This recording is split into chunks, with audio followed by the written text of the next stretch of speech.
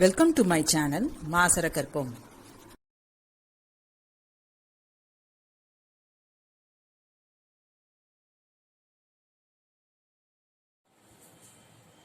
Question number 10. கொஞ்சம் tricky. இது ரெண்டும் சேமா இருக்காது. நம்ம t ன்னு எடுக்க முடியாது. இங்க நமக்கு constant 9, இங்க 6. So இது ரெண்டும் சேமா ஆகிற மாதிரி நம்ம ஸ்ப்ளிட் பண்ணணும். இப்போ இங்க 6 இருக்கனால இந்த 9 நான் 6 plus 3 ன்னு எழுதிக்கிறேன். ரைட்? அப்புறம் இந்த சேமா இருக்க terms நான் t ன்னு வச்சுக்கிறேன். z squared minus 6z plus 6 is equal to t. அப்ப ஈக்குவேஷன் என்னவாகும்? இங்க 4t. இது ரூட் இல்லாம இருக்கு. So இது வரைக்கும் அது t squared.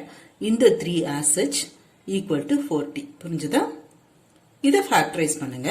உங்களுக்கு t is equal to 3, 1 ன்னு வரும்.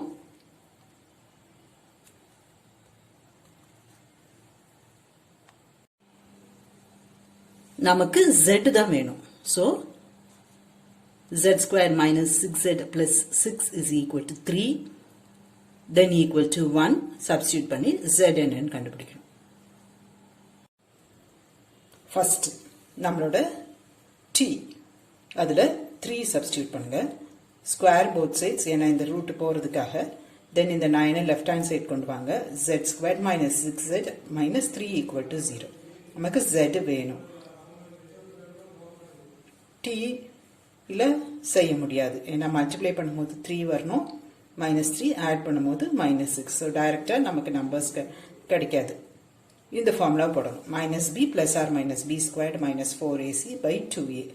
a coefficient of z squared, b coefficient of z, c constant. வரிசையா தான் வரும். a, b, c. சிம்பிளோட எடுத்துக்கணும். இப்போ b minus 6. So minus b plus 6. b square minus 6 square 36.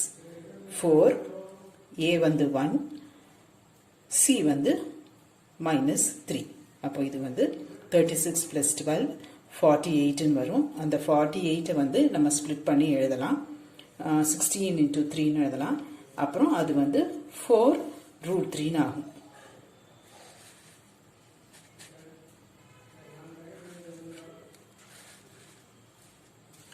Then ஒரு 2 எடுத்து கேன்சல் பண்ணிடலாம். அப்போ 3 plus or minus 2 root 3 ஒரு root.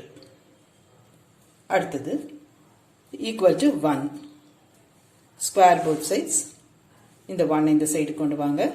z is equal to 1,5. அப்போ ரூட்ஸ் என்னது? 1,5. 3 plus 2 root 3, 3 minus 2 root 3. Option A, B ரெண்டுமே கரெக்ட். அடுத்தது C பார்த்தீங்கன்னா all the above இருக்கும். So option C is right. Hope this video is useful to you all.